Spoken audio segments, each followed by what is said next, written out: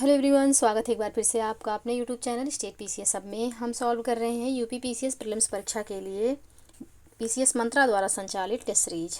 और ये 9वां टेस्ट है। 7वां और 8वां टेस्ट अभी हम नहीं सॉल्व कर रहे हैं क्योंकि ये जो है सीसेट से संबंधित है और इसको हम लास्ट में सॉल्व करेंगे। तो आज का ये जो टेस्ट है ये जीएस का फुल लेंथ टेस्ट है 9वें नंबर का। और इसके पहले हमने यहाँ पर टेस्ट सीरीज 9 का फर्स्ट पार्ट में यहाँ पे प्रश्न संख्या 1 से 66 तक सॉल्व कर लिया है। आज का जो यहाँ पे सेकंड पार्ट है ये टेस्ट संख्या 9 का, यहाँ पे हम सॉल्व करेंगे प्रश्न संख्या 67 से लेकर के 150 तक यानी कि 150 तक सॉल्व करेंगे। तो आप लोग वीडियो में लास्ट तक जरूर बने रहिएगा। चैनल पे यदि नए हैं तो चैनल को प्लीज़ सब्सक्राइब कर लीजिए, साथ ही बेल आइकन को प्रेस कर लीजिए ताकि कोई भी वीडियो चैनल पे अपलोड हो तो सबसे पहले नोटिफिकेशन आपको प्राप्त हो।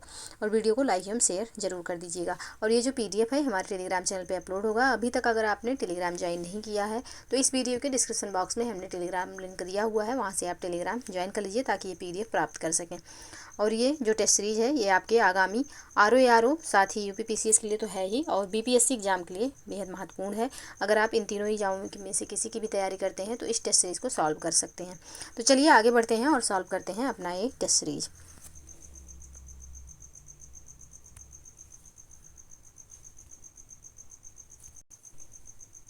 तो प्रश्न संख्या 67 से हमें सॉल्व करना है। एक बार फिर से आप लोगों से रिक्वेस्ट है कि चैनल पे यदि नए हैं तो चैनल को प्लीज़ सब्सक्राइब कर लीजिए, साथ ही बेल आइकन को प्रेस कर लीजिए ताकि कोई भी वीडियो चैनल पे अपलोड हो तो सबसे पहले नोटिफिकेशन आपको मिले।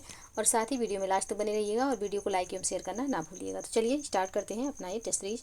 पहला यहाँ पे प्रश्न संख्या 67 है, हड्डियों के बारे में निम्नलिखित कथनों पर विचार करें। पहला कथन है हड्डियाँ शरीर के कंकाल का निर्माण करती हैं। दूसरा कथन है हड्डियाँ मुख्य रूप से कैल्शियम फास्फेट और कैल्शियम कार्बोनेट से बनी होती हैं। उपरोक्त में से कौन सा कथन सही है यहाँ है? तो यहाँ पे दोनों कथन बिल्कुल सही है, यानी कि हड्डियाँ कंकाल का निर्माण करती हैं और साथ ही ये कैल्शियम फास्फेट और कैल्शियम कार्बोनेट से बनी होती हैं। तो ऑप्शन सी यहाँ पे बिल्कुल सही आंसर हो जाएगा। नेक्स्ट है यहाँ पे सुमेलित करना है, सूची 1 को सूची 2 से सुमेलित करना है। तो यहाँ पे एसिटिलीन गैस जो है यह किस काम में आता है? तो यह फलों के पकने की प्रक्रिया को तेज करता है। तो ए का हो जाएगा चौथा यहाँ पे। और कार्बाइड लैंप जो है यह खदानों में इस्तेमाल होने वाला साधारण लैंप है। तो बी का हो जाएगा तीसरा, खदानों में उपयोग किया जाने वाला लैंप है।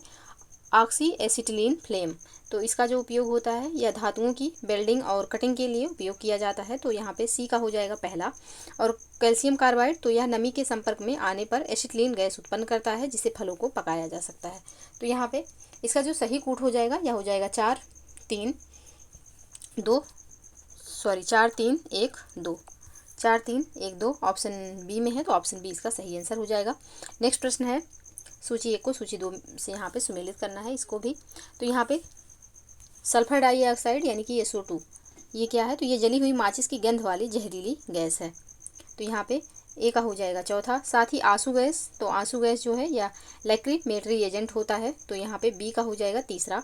हैलोजन जो है, तो हैलोजन जो है यह आवर्त सारणी में तत्वों का समूह है, यानी कि सी का हो जाएगा पहला। और नाइट्रस ऑक्साइड यानी कि इसे हंसाने वाली गैस भी कहा जाता है, N2O।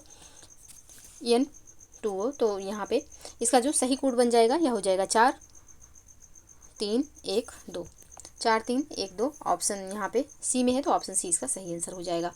नेक्स्ट प्रश्न है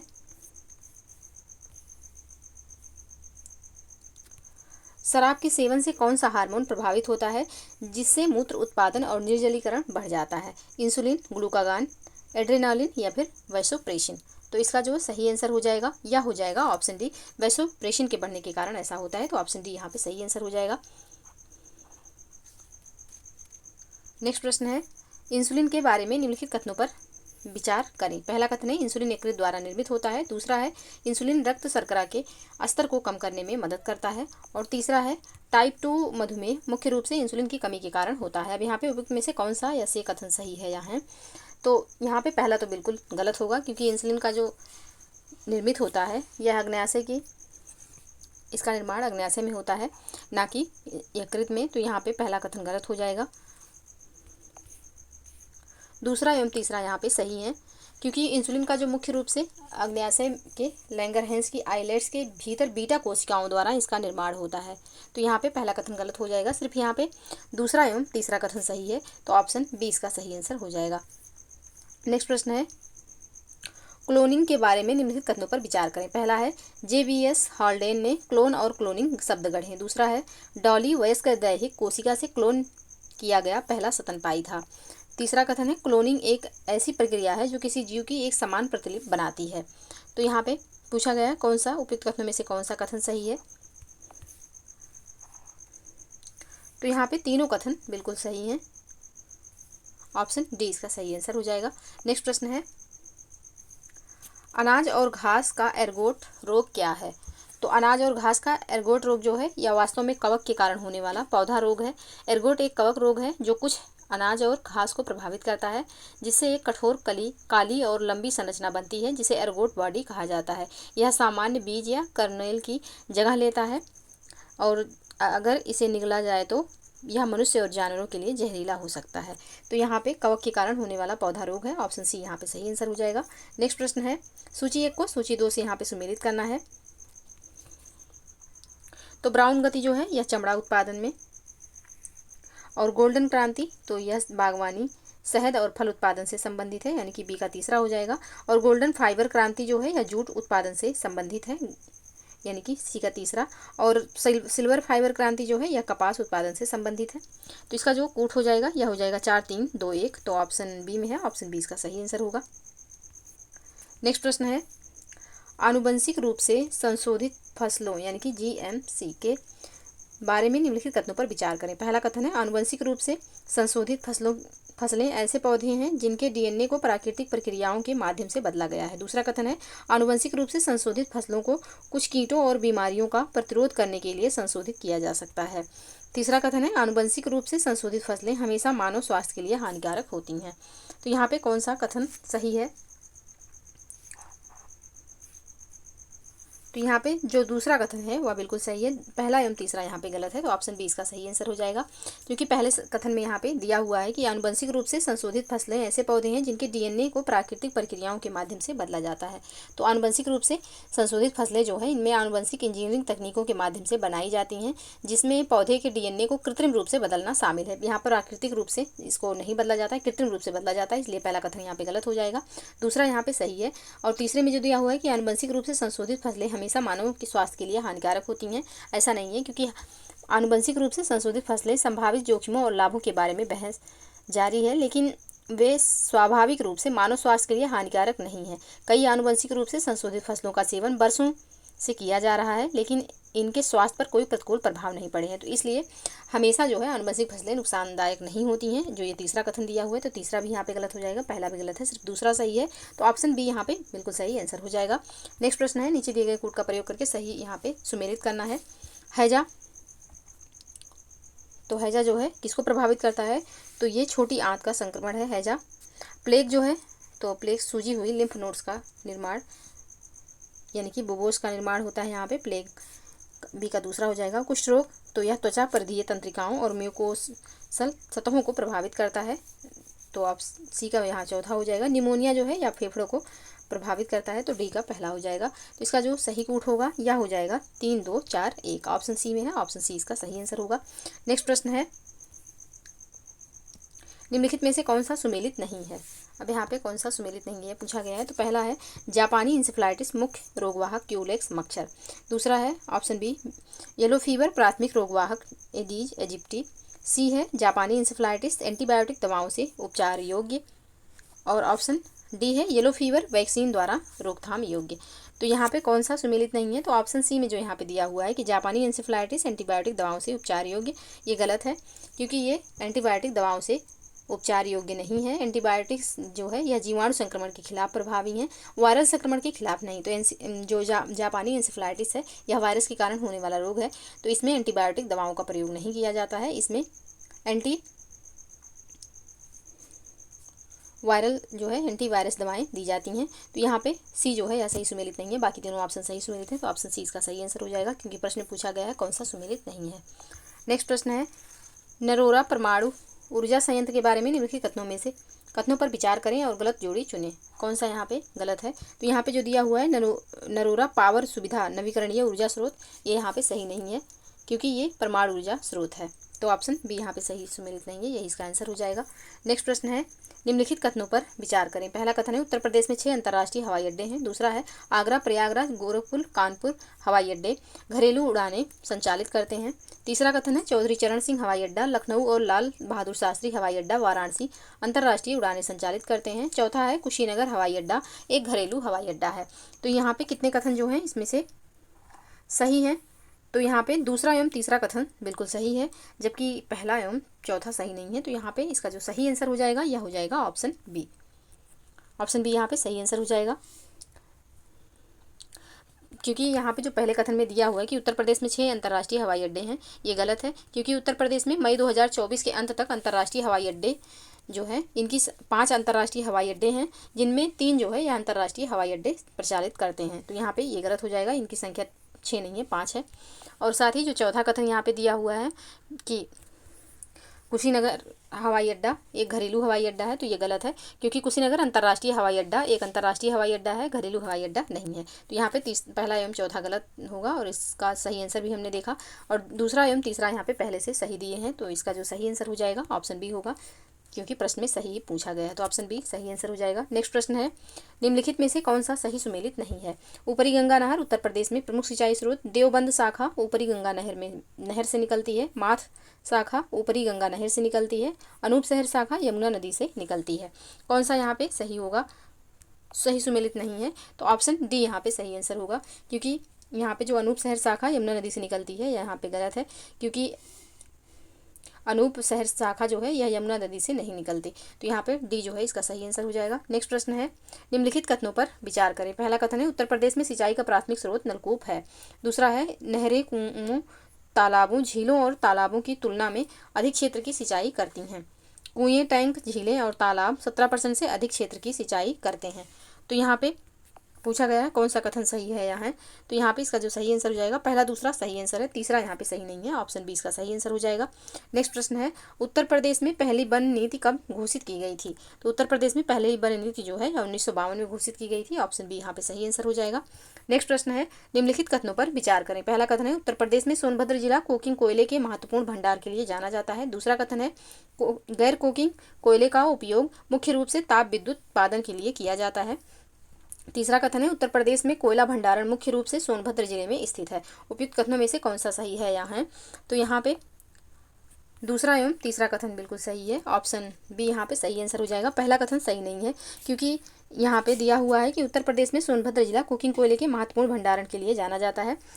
पहला गलत है, क्योंकि सोनभद्र जिला जो है अपने कोकिंग कोयला गैर कोकिंग कोयला भंडारण के लिए जाना जाता है। यहाँ पे कोकिंग कोयला दिया हुआ है, जबकि ये गैर कोकिंग कोयला भंडारण के लिए जाना जाता है। तो पहला गलत हो जाएगा, दूसरा तीसरा सही है। ऑप्शन बी में यहाँ पे दूसरा तीसरा दिया हुआ है, तो ऑप्शन बी इसका सही आंसर हो जाएगा। नेक्स्ट है, यहाँ पे सुमेलित करना है सूची 1 को सूची 2 से। तो यहाँ पे हिमाचल प्रदेश उत्तर प्रदेश के एक जिले से सीमा साझा करता है। राजस्थान उत्तर प्रदेश के 2 जिले से सीमा साझा करता है। मध्य प्रदेश उत्तर प्रदेश के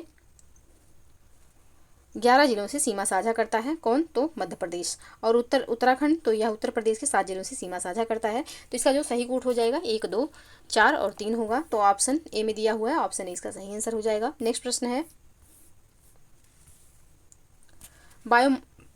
बायोमास की पिरामिड के बारे में निम्नलिखित में से कौन सा कथन गलत है? पहला है यह प्रत्येक पोषण स्तर पर बायोमास की मात्रा को दर्शाता है। दूसरा कथन है घास के मैदानों में पिरामिड हमेशा उल्टा होता है। तीसरा है अपघटक पिरामिड में शामिल नहीं होते हैं।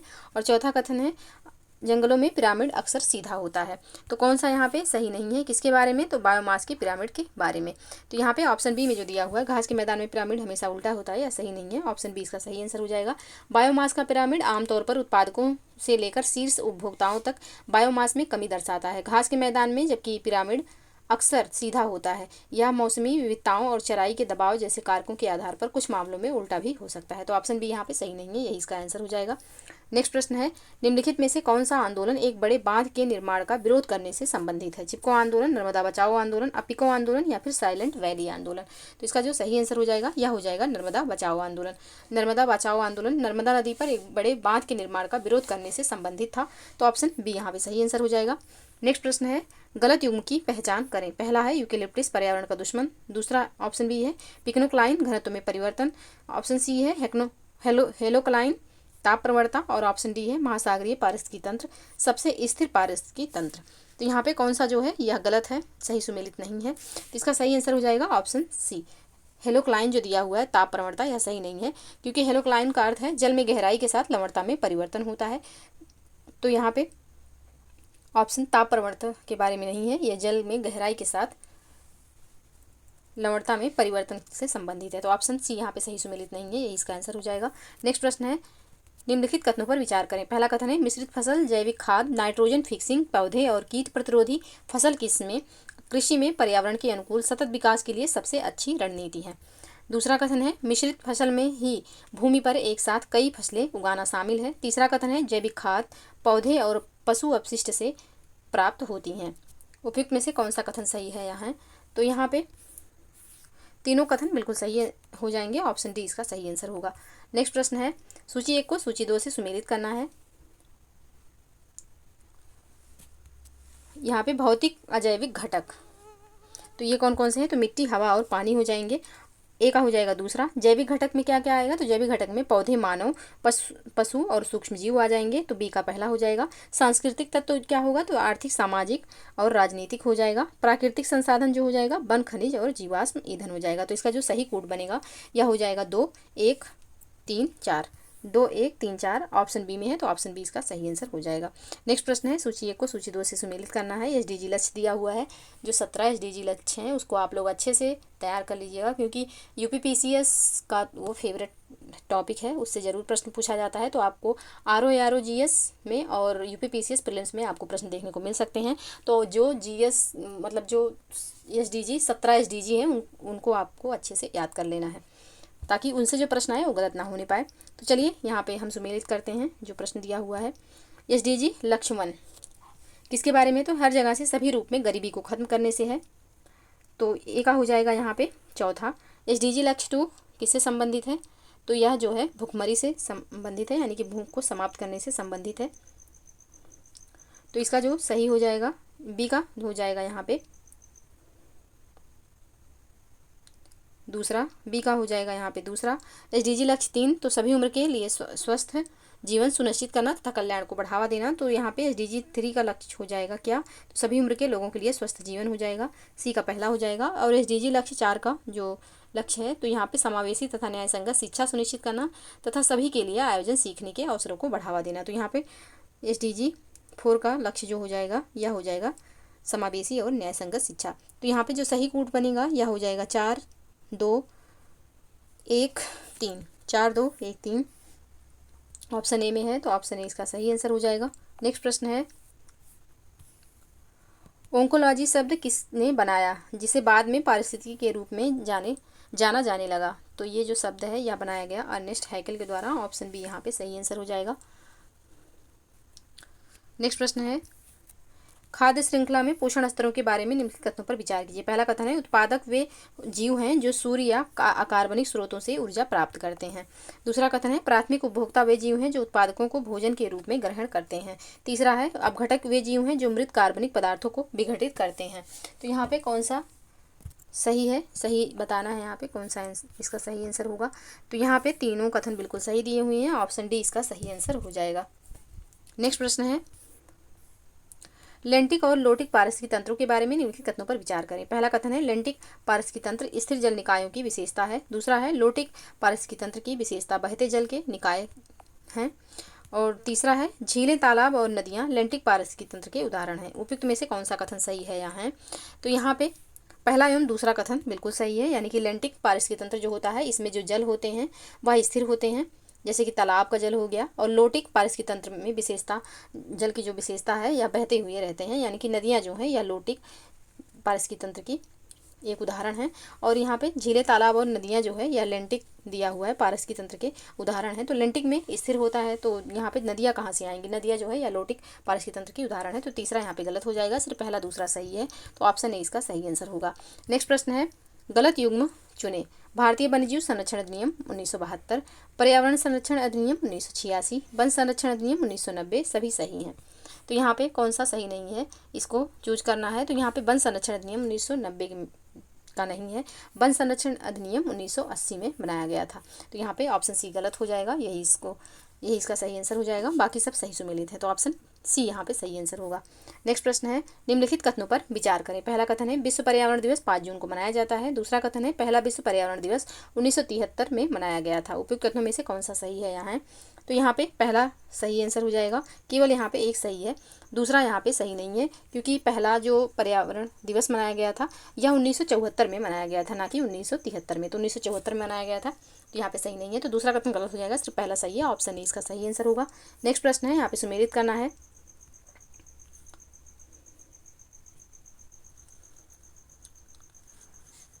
वायुमंडल की वह परत जहाँ ओजोन केंद्रित है,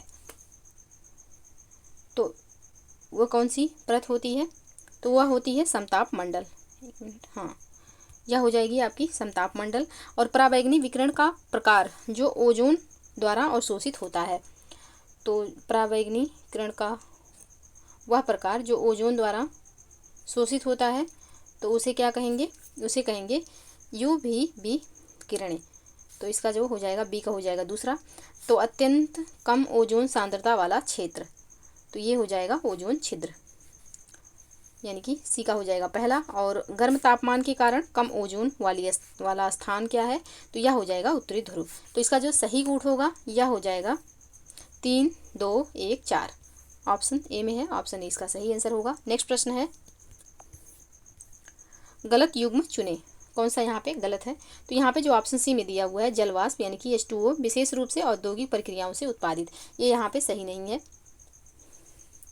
क्योंकि जलवाष्प जो है यह स्वाभाविक रूप से वायुमंडल में मौजूद है, जिसका निर्माण वाष्पीकरण जैसी प्रक्रियाओं के परिणाम स्वरूप होता है। तो यहाँ पे ऑप्शन सी सही सुमेलित नहीं है, यही इसका आंसर हो जाएगा। बाकी सारे ऑप्शन यानी कि मीथेन उच्च ग्लोबल वार्मिंग क्षमता वाली ग्रीन हाउस गैस बिल्कुल सही है। कार्बन डाइऑक्साइड ज्वालामुखी विस्फोट और श्वसन द्वारा उत्सर्जित बिल्कुल सही है। नाइट्रस ऑक्साइड ग्रीन हाउस प्रभाव में योगदान देती है, ये भी सही है।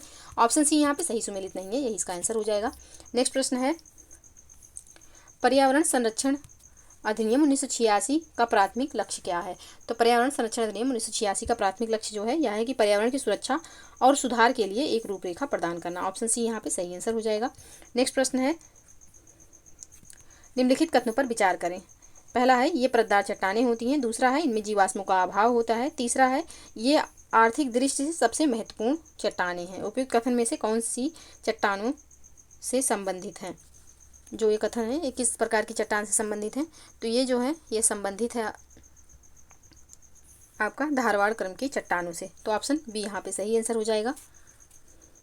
और धारवाड़ क्रम की जो चट्टानें हैं ये कर्नाटक के धारवाड़ व बेल्लारी व शिमोगा जिले में हुआ है इस जो है धारवाड़ क्रम की चट्टानों का जन्म। तो यहाँ पे इसका जो सही आंसर हो जाएगा ऑप्शन बी हो जाएगा।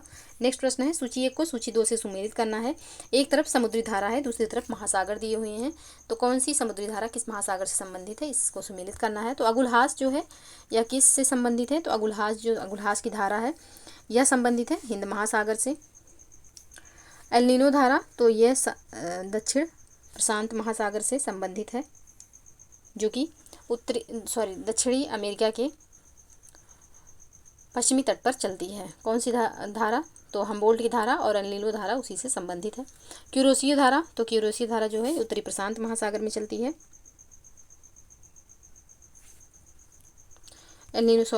यहाँ पे अगुलहास हिंद महासागर, एल नीनो धारा जो हो जाएगा यह दक्षिणी प्रशांत महासागर में हो जाएगा, यानी कि यहाँ पे चौथा हो जाएगा बी का। क्यूरोसियो धारा तो जो है ये चलेगी उत्तरी प्रशांत महासागर में, यानी कि सी का तीसरा हो जाएगा।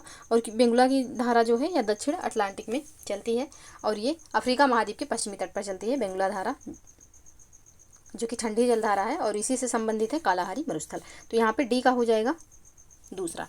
तो इसका जो सही कूट होगा यह होगा 1, 4, 3, 2, ऑप्शन सी में है, ऑप्शन सी यहाँ पे सही आंसर हो जाएगा। नेक्स्ट प्रश्न है, यहाँ पे भी सुमेलित करना है। कोलोराडो नदी पे कौन सा बांध है? तो कोलोराडो नदी पर यहाँ पे हूवर बांध हो जाएगा,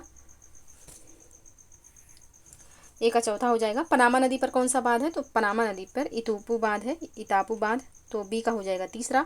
और नील नदी पर तो आश्वान बांध हो जाएगा, सी का पहला हो जाएगा।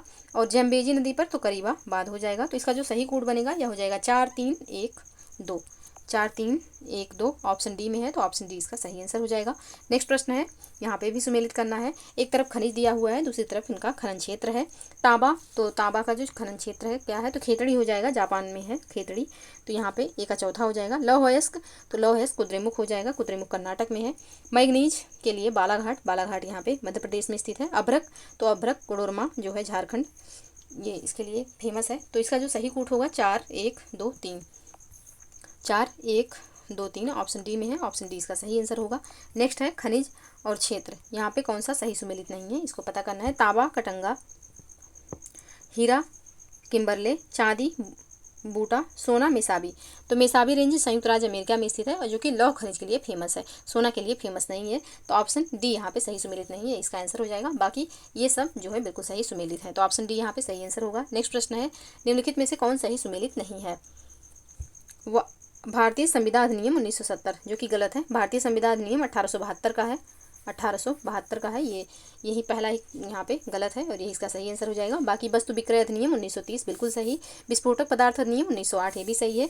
आपदा प्रबंधन अधिनियम 2005 का है, ये भी यहाँ पे सही है। तो यहाँ पे जो सही नहीं है वह है ऑप्शन ए, क्योंकि भारतीय संविधान अधिनियम जो है 1872 का है, 1970 का नहीं है, तो ऑप्शन ए यहाँ पे सही आंसर होगा। नेक्स्ट प्रश्न है, निम्नलिखित कथनों पर विचार कीजिए। पहला है, पिंगली वेंकैया द्वारा भारतीय राष्ट्रीय ध्वज को तैयार किया गया था। दूसरा है, राष्ट्रीय गान को उपन्यास आनंद मठ से लिया गया है। तीसरा है, राष्ट्रीय गीत को पुस्तक गीतांजलि से लिया गया है। तो यहाँ पे उपयुक्त में से सत्य कथन का चयन करना है, कौन सा कथन यहाँ पे सही है। तो इसका जो सही आंसर हो जाएगा यह हो जाएगा केवल एक, पहला यहाँ पे कथन सही है, क्योंकि यहाँ पे पिंगली वेंकैया द्वारा भारतीय राष्ट्रीय ध्वज को तैयार किया गया था, बिल्कुल सही है। राष्ट्रीय गान को उपन्यास आनंद मठ से लिया गया है, गलत है। राष्ट्रीय गान को आनंद मठ से नहीं लिया गया है। राष्ट्रीय गीत जो वंदे मातरम है उसको आनंद मठ से लिया गया है, और आनंद मठ जो है बंकिम चंद्र चटर्जी जी के द्वारा रचित पुस्तक है जिसमें वंदे मातरम गीत है। और ये जो आनंद मठ है किस पे निर्धारित है, तो ये सन्यासी विद्रोह पर आधारित पुस्तक है। तो यहाँ पे दूसरा कथन गलत हो जाएगा। तीसरा कथन है कि राष्ट्रीय गीत को पुस्तक गीतांजलि से लिया गया है, गलत है। राष्ट्रीय गीत वंदे मातरम को आनंद मठ से लिया गया है, अभी हमने जाना। तो यहाँ पे दूसरा तीसरा गलत हो जाएगा, सही आंसर हो जाएगा ऑप्शन ए, केवल पहला यहाँ पे सही है। नेक्स्ट प्रश्न है, निम्नलिखित में से कौन सुमेलित नहीं है। निर्वाचन भाग 15, मौलिक अधिकार भाग 4, पंचायतें भाग 9, संविधान संशोधन भाग 20, कौन सा यहाँ पे सुमेलित नहीं है। तो यहाँ पे मौलिक अधिकार जो भाग 4 में दिया हुआ है ये गलत है, क्योंकि मौलिक अधिकार भाग 3 में है, भाग 4 में नहीं है। बाकी सारे ऑप्शन सही सुमेलित है, तो ऑप्शन 20 का सही आंसर हो जाएगा। नेक्स्ट प्रश्न है, कैबिनेट मिशन कमीशन के अध्यक्ष कौन थे। तो इसके जो अध्यक्ष थे ये पैथिक लॉरेंस थे, Lord Pethick Lawrence, option B यहाँ पे सही आंसर हो जाएगा। 24 मार्च 1946 को कैबिनेट मिशन दिल्ली आया। इस कमीशन के जो अध्यक्ष थे वो लॉर्ड पैथिक लॉरेंस थे। इसके जो अन्य 2 सदस्य थे वो स्टेफोर्ड क्रिप्स और ए बी अलेक्जेंडर थे, तो ऑप्शन बी यहाँ पे सही आंसर हो जाएगा। नेक्स्ट प्रश्न है, निम्नलिखित में से किस अधिनियम के प्रावधानों को हितैषी निरंकुशवाद की संज्ञा दी गई। हितैषी निरंकुशवाद की जो संज्ञा दी गई थी वह भारतीय परिषद अधिनियम 1909, यानी कि जिसको मार्ले मिंटो सुधार भी कहा जाता है, उसको क्या कहा गया था, तो हितैषी निरंकुशवाद कहा गया था। ऑप्शन डी यहाँ पे सही आंसर हो जाएगा। नेक्स्ट प्रश्न है, इनमें से कौन सा कथन संविधान सभा के बारे में सही है। पहला है, संविधान सभा के 2 साल 11 महीने और 18 दिनों में 11 सत्र हुए। दूसरा है, 24 जनवरी 1950 को संविधान सभा में अपना अंतिम सत्र आयोजित किया। तीसरा है, संविधान सभा द्वारा ही राष्ट्रगान और राष्ट्रीय ध्वज को अपनाया गया। अब यहाँ पे कौन सा कथन सही है, किसके बारे में, तो संविधान सभा के बारे में। तो यहाँ पे तीनों कथन बिल्कुल सही हैं, ऑप्शन डी इसका सही आंसर हो जाएगा। नेक्स्ट प्रश्न है, निम्नलिखित में से कौन सा किसी उच्च न्यायालय के प्रारंभिक क्षेत्राधिकार से संबंधित मामला नहीं है। तो यहाँ पे ऑप्शन सी में जो दिया हुआ है, 2 या 2 से अधिक राज्यों के बीच विवाद जो है यह यहाँ पे सही आंसर हो जाएगा। या किसी उच्च न्यायालय के प्रारंभिक क्षेत्राधिकार से संबंधित मामला नहीं है, ऑप्शन सी यहाँ पे सही आंसर होगा। नेक्स्ट प्रश्न है, निम्नलिखित में से कौन सा कथन सत्य नहीं है। कौन सा कथन यहाँ पे सत्य नहीं है, तो ऑप्शन सी में जो दिया हुआ है, लोकसभा की सदस्यता के लिए जन्म से भारत की नागरिकता आवश्यक है, यह यहाँ पे सही नहीं है। ऑप्शन सी इसका सही आंसर हो जाएगा। बाकी तीनों ऑप्शन बिल्कुल सही है, यानी कि लोकसभा सदस्यों का निर्वाचन प्रत्यक्ष निर्वाचन के द्वारा होता है, बिल्कुल सही है। लोकसभा निर्वाचन के लिए वयस्क मताधिकार को आधार बनाया गया, ये भी सही है। और ऑप्शन डी में जो दिया हुआ है, लोकसभा की सदस्यता के लिए न्यूनतम आयु 25 वर्ष है, ये भी सही है। और राज्यसभा के लिए न्यूनतम आयु तो ये 30 वर्ष है। तो यहाँ पे इसका जो सही आंसर हो जाएगा, यानी कि जो सही नहीं है वह हो जाएगा ऑप्शन सी। नेक्स्ट प्रश्न है, भारतीय संविधान में लोकसभा सदस्यों के निर्वाचन हेतु किस चुनाव प्रणाली को अपनाया गया है? ऑप्शन ए है अनुपातिक प्रतिनिधित्व प्रणाली, ऑप्शन बी है प्रादेशिक प्रतिनिधित्व प्रणाली, ऑप्शन सी है अनुपातिक एवं प्रादेशिक प्रतिनिधित्व प्रणाली दोनों, ऑप्शन डी है उपयुक्त में से कोई नहीं। तो इसका जो सही आंसर हो जाएगा यह हो जाएगा ऑप्शन बी, प्रादेशिक प्रतिनिधित्व प्रणाली अपनाया गया है। ऑप्शन बी यहाँ पे सही आंसर होगा। नेक्स्ट प्रश्न है, निम्नलिखित में से कौन सा या से कार्यक्रम या कानून संविधान में उल्लिखित नीति निर्देशक तत्वों के क्रियान्वयन के लिए बनाया गया या बनाए गए हैं? बैंकों का राष्ट्रीयकरण, वन्यजीव अधिनियम, विधिक सेवा प्राधिकरण अधिनियम, दंड प्रक्रिया संहिता। तो इसका जो सही आंसर हो जाएगा यह हो जाएगा ऑप्शन डी, उपयुक्त सभी, यानी कि चारों यहाँ पे सही है। ऑप्शन डी यहाँ पे सही आंसर होगा। नेक्स्ट प्रश्न है, भारत के संविधान में निम्नलिखित में से कौन सा मौलिक कर्तव्य सम्मिलित नहीं है? संविधान के प्रति प्रतिबद्धता एवं उनके आदर्शों का आदर करना बिल्कुल सम्मिलित है। जन संपत्ति का संरक्षण करना ये भी सम्मिलित है। जन निर्वाचनों में मतदान करना ये सम्मिलित नहीं है। वैज्ञानिक सोच विकसित करना ये भी सम्मिलित है। तो यहाँ पे कौन सा मौलिक कर्तव्य में शामिल नहीं है? तो ऑप्शन सी इसका सही आंसर हो जाएगा। नेक्स्ट प्रश्न है, राष्ट्रीय महत्व को घोषित किए गए कलात्मक या ऐतिहासिक अभिरुचि वाले स्मारक या स्थान वस्तु का संरक्षण करना किस अनुच्छेद के अंतर्गत शामिल किया गया है? तो यह शामिल किया गया है अनुच्छेद 49 के तहत। ऑप्शन ए यहाँ पे सही आंसर हो जाएगा। नेक्स्ट प्रश्न है,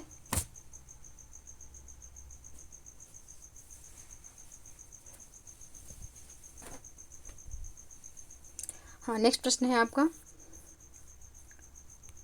किस अनुच्छेद के तहत लोक सेवा आयोग के सदस्य की सेवा शर्तों में उसकी नियुक्ति के बाद अलाभकारी परिवर्तन नहीं किया जा सकता? कौन से अनुच्छेद के तहत? तो ये किया गया है अनुच्छेद 318 के तहत। ऑप्शन डी यहाँ पे सही आंसर हो जाएगा। नेक्स्ट प्रश्न है, निम्न में से कौन गैर संवैधानिक निकाय नहीं है? राज्य सूचना आयोग, राज्य मानवाधिकार आयोग, केंद्रीय सतर्कता आयोग, पिछड़ा वर्ग आयोग। कौन सा यहाँ पे संवैधानिक निकाय नहीं है? तो इसका सही आंसर हो जाएगा ऑप्शन डी, यानी कि पिछड़ा वर्ग आयोग जो है यह संवैधानिक निकाय नहीं है। एक मिनट,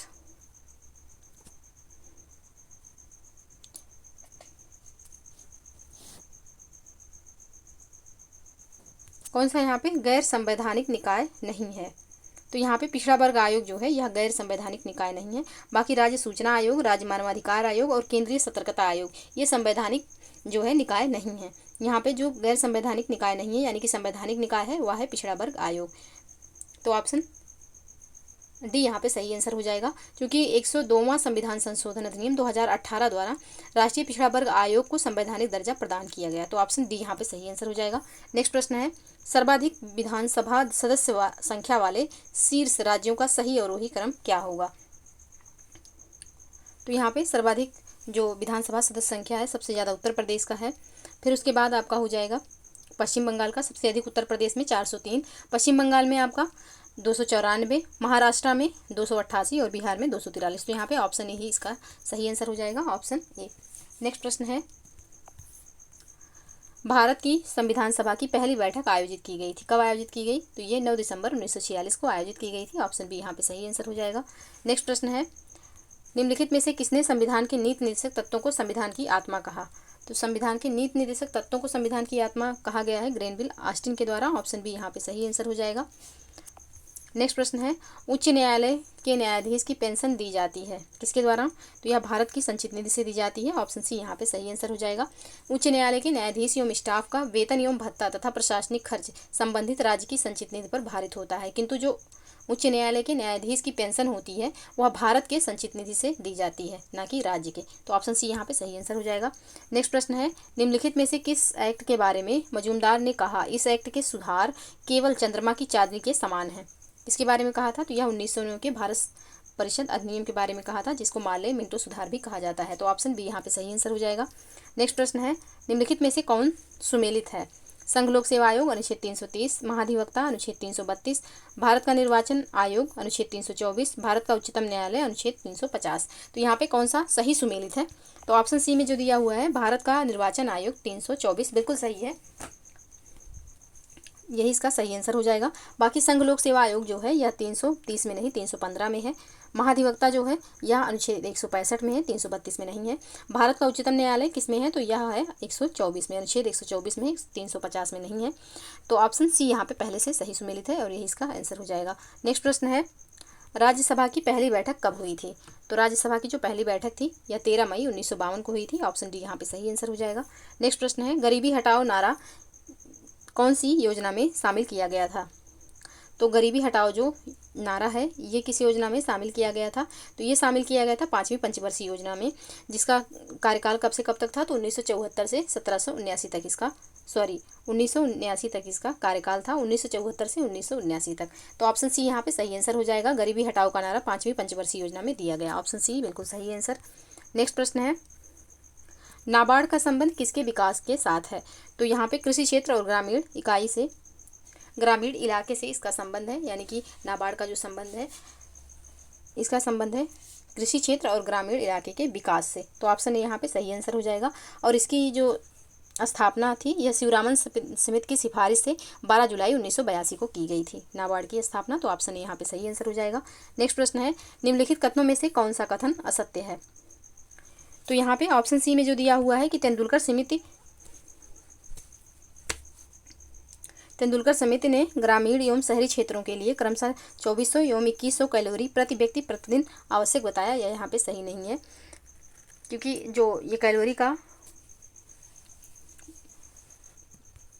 जो यहाँ पे कैलोरी का मान प्रति व्यक्ति शहरी और ग्रामीण के हिसाब से यहाँ पे दिया गया था, ये जो आइडिया था ये तेंदुलकर समिति का नहीं था, ये था वाई के अलग समिति का।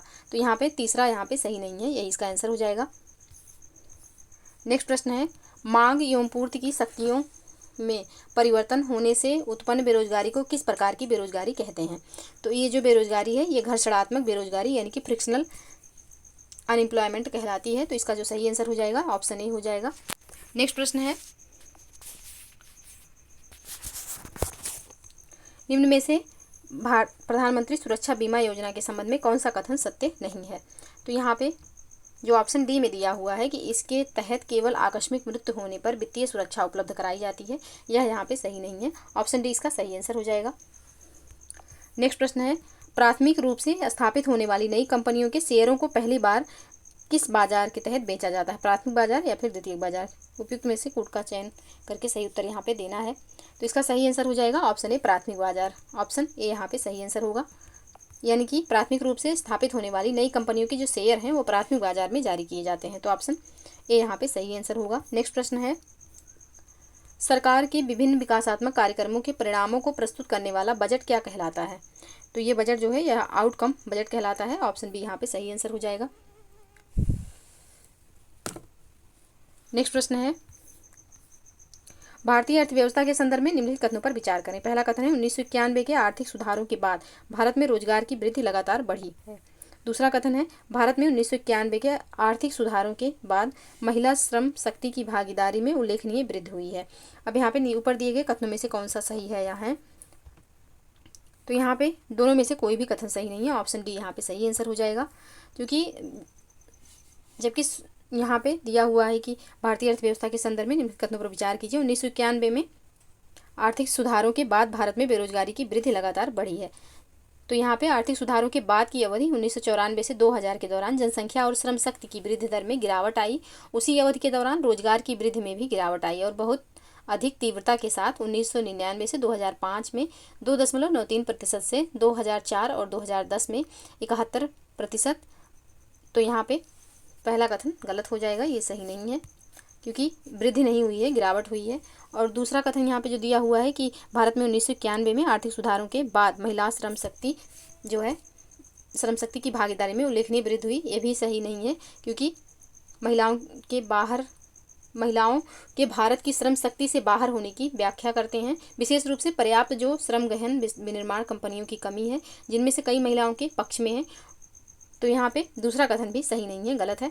तो इसका जो सही आंसर हो जाएगा यह हो जाएगा ऑप्शन डी। नेक्स्ट प्रश्न है, निम्नलिखित में से कौन सुमेलित नहीं है? बॉम्बे योजना, प्रस्तावित राज्य आधारित अर्थव्यवस्था, मिश्रित। बिल्कुल सही है। दूसरा है गांधी योजना, कुटीर एवं ग्रामोद्योग विकास पर बल दिया गया है, बिल्कुल सही है। पीपुल्स प्लान, मार्क्सवादी समाजवाद पर आधारित, ये भी सही है। तो यहाँ पे सर्वोदय योजना जो दिया हुआ है महात्मा गांधी द्वारा प्रतिपादित, गलत है। सर्वोदय योजना महात्मा गांधी द्वारा प्रतिपादित नहीं है।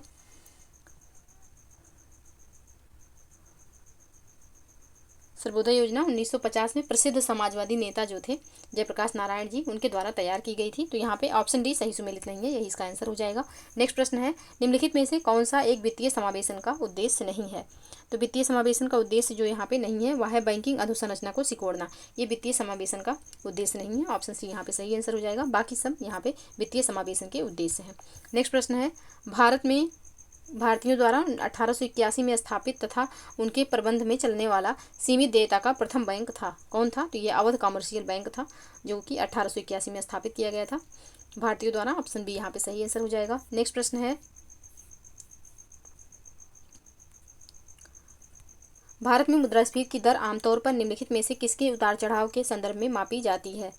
तो ये मापी जाती है उपभोक्ता मूल्य सूचकांक एवं थोक मूल्य सूचकांक दोनों के। ऑप्शन सी यहाँ पे सही आंसर हो जाएगा।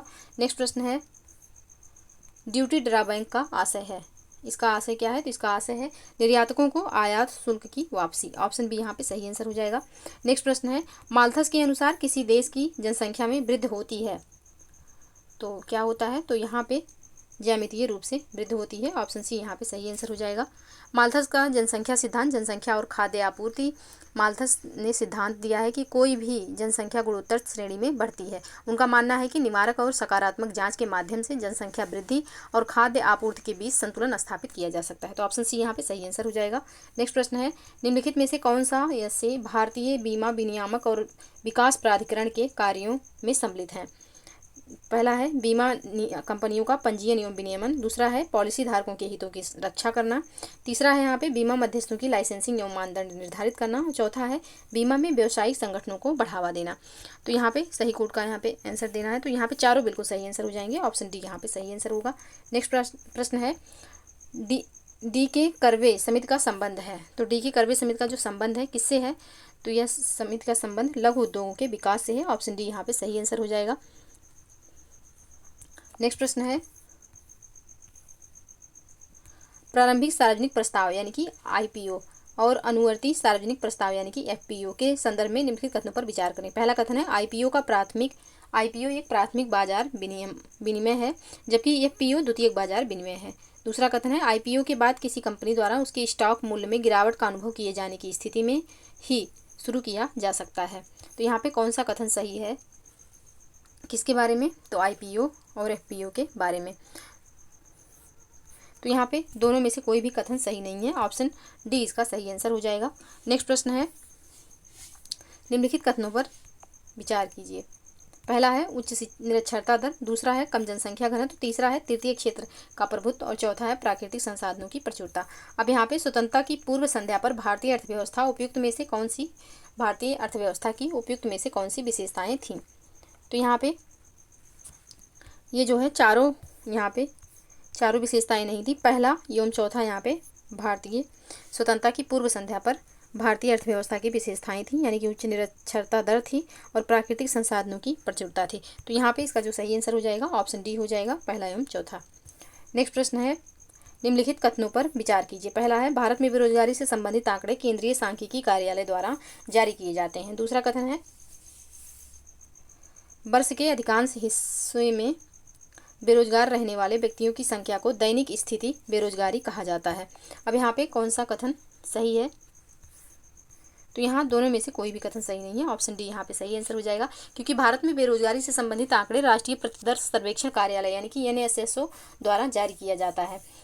तो यहाँ पे पहला कथन सही नहीं है, और साथ ही दूसरा कथन यहाँ पे जो दिया हुआ है, तो एक वर्ष के अधिकांश हिस्से में बेरोजगार रहने वाले व्यक्तियों की संख्या को सामान्य स्थिति बेरोजगारी कहा जाता है।